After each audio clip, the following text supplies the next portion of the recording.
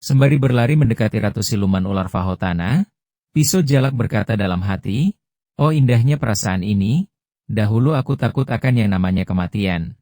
Namun ternyata kematian bukanlah hal yang menakutkan, apabila hati kita dipenuhi dengan rasa cinta." Melihat Pisau Jalak yang lari menuju dirinya, kembali Ratu Siluman Ular Fahotana mempersiapkan kekuatan matanya. Lalu sinar itu disorotkan ke arah Pisau Jalak. "Cahaya kecilmu tidak akan bertahan lama.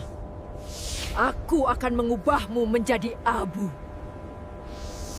Bukannya mengelak, Pisau Jalak justru terlihat berniat menghadangnya. Kedua tangannya ia silangkan di depan dadanya. Hatinya teguh dan yakin akan kekuatan asma kuru miliknya. Dua arer, terdengar suara ledakan saat dua sinar merah menghantam tengah-tengah persilangan tangan Pisau Jalak. Mata Ratu Siluman Ular Fahotana sampai terpejam merasakan hentakan yang saling bertabrakan tersebut, kepala tampak sedikit terpental ke belakang. Sementara tubuh Pisau Jalak terpental ke belakang sampai 3 meter jauhnya, tubuh itu menghantam keras bebatuan cadas bibir kawah. Setelah beberapa kali bergulingan, tubuh Pisau Jalak mulai tertatih bangkit kembali sembari sempoyongan. Mata Pisau Jalak mulai memperhatikan kedua lengan tangannya yang terasa perih dan terlihat mengalami luka lebam dan sedikit terbakar. Lalu ia melirik Zokini yang menggendong tubuh adiknya berjalan menjauhi area pertempuran. Hatinya bergumam, "Pemuda bodoh, kenapa ia tak mendengarkan perintahku tadi, untuk membawa sekalian palu kedamaian bersamanya?" Desisnya sembari tersenyum memandangi kepergian Zokini. "Baiklah, akan aku jaga dengan nyawaku ini. Amanah dari Pak Maheri dan juga Ibu Malemi Fanahi," desisnya kembali. Lalu ia berteriak, "Ratu Siluman Ular Fahotana, ternyata segitu saja kemampuan mata setanmu itu." Teriaknya sembari kembali berlari menuju Ratu Siluman Ular Fahotana berada. Dan kejadian seperti yang sebelumnya kembali terjadi, di mana sinar merah dari kedua mata Ratu Siluman Ular Fahotana dihadang oleh kedua tangan Pisau Jalak. Entah sudah beberapa kali kejadian itu terus berulang dan berulang. Sampai akhirnya Ratu Siluman Ular Fahotana terlihat jatuh ke bebatuan cadas dikarenakan kehabisan tenaganya. "Bertahan, sedikit lagi."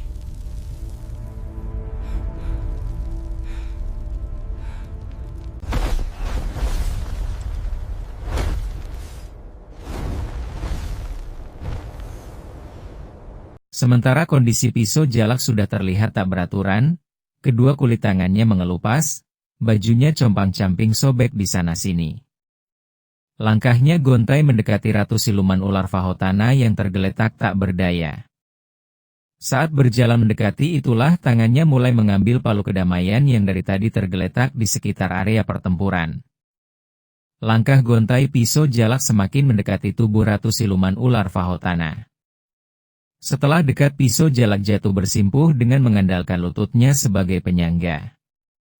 Ia lihat kondisi Ratu Siluman Ular Fahotana yang tak jauh berbeda dengannya. Senyum sinisnya mulai mengembang. "Inilah akhir dari hidupmu wahai Ratu Siluman Ular," ucap Pisau Jalak lirih lemah namun tetap menandakan ketegasan.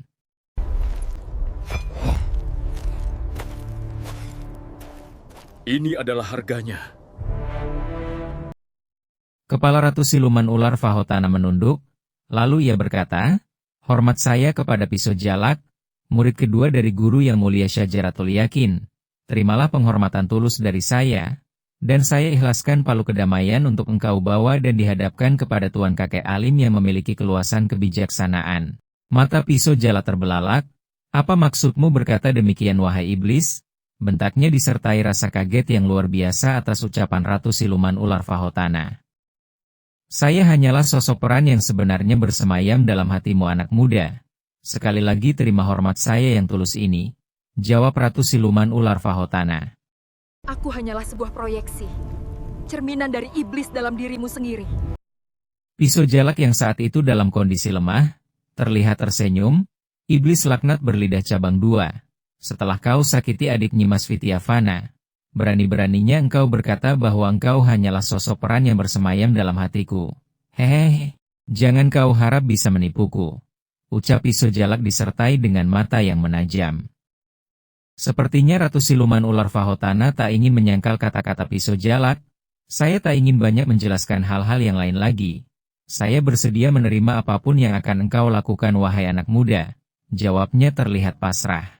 Pisau Jalak mulai memejamkan kedua matanya, dalam hatinya ia mulai membaca sebuah doa, A'udzubi wajillahil karim wa bi kalimatillahi tammatilati la yujawizuhuna barun walafa ajirun min syarri ma yanzilu minas sama, wa min syarri ma yaruju fiha, wa min syarri ma dzara fil ardi, wa min syarri ma yahruju minha, wa min fitanil laili wa nahari, wa min toriki laili wa nahari, ila torikan yantiku bihoirin. Ya Rohman, aku berlindung dengan wajah Allah yang maha mulia dan dengan kalimat-kalimat Allah yang sempurna, yang tidak ada orang yang baik dan tidak pula orang yang durhaka dapat melampauinya. Dari kejahatan apa saja yang turun dari langit dan dari kejahatan apa saja yang naik ke langit. Dari kejahatan apa saja yang masuk ke dalam bumi dan dari kejahatan apa saja yang keluar dari bumi. Dari fitnah-fitnah di waktu malam hari dan di waktu siang hari. Dari bencana-bencana di malam hari dan di siang hari.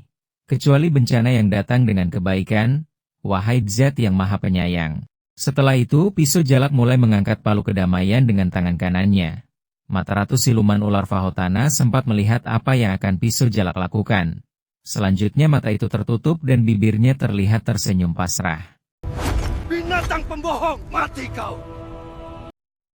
Hea, teriak Pisau Jalak sembari menghantamkan palu kedamaian ke kepala Ratu Siluman Ular Fahotana.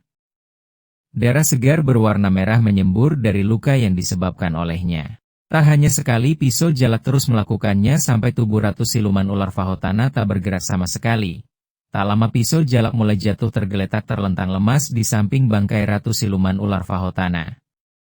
Matanya tertutup sembari menghirup napas lega sedalam-dalamnya.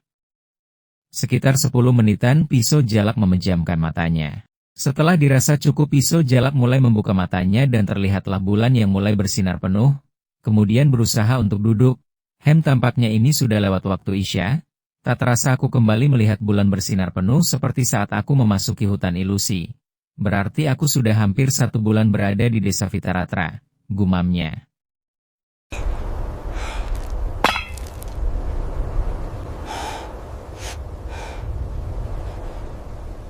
Aku harus bergegas pulang.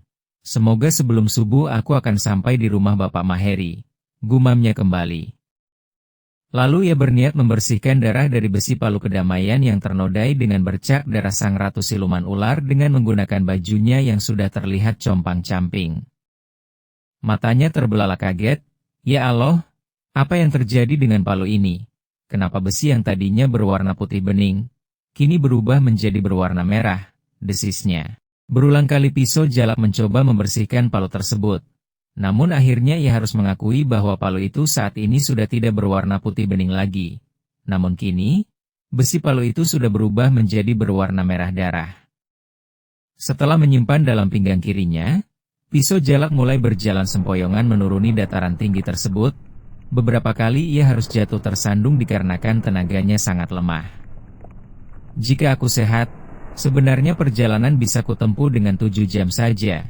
Tetapi dengan keadaanku ini mungkin bisa di atas itu, desah Pisau Jalak dalam hati. Untunglah perjalanan yang ia lakukan menurun sehingga tidak banyak menguras tenaga. Namun ia harus tetap berhati-hati dikarenakan salah melangkah ia bisa terpeleset jatuh dikarenakan jalanan setapak masih terlihat becek akibat hujan seharian.